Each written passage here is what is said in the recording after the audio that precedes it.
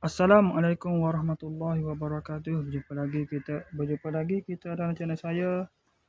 Masih dalam hari sama juga, iaitu 20 hari bulan Disember 2024 Masihi, bersamaan dengan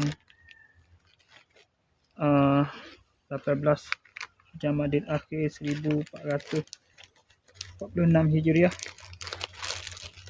Sebiasa video daily report kita, daily report pula. Video ni sekarang ni pukul 2.54 minit betul.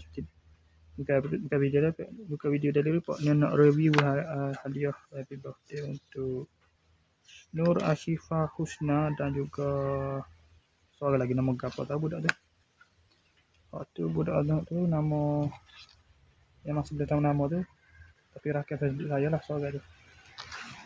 Nama anak Fahmi tu. Anak kakak itu adik dah. Saya dah itu tahu ni. Takut apa ada dah video saya nak itu tak video.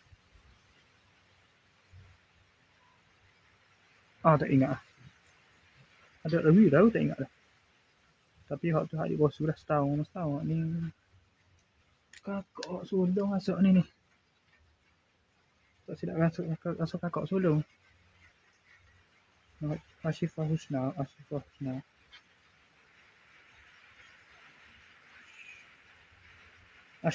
Ashafia Husna.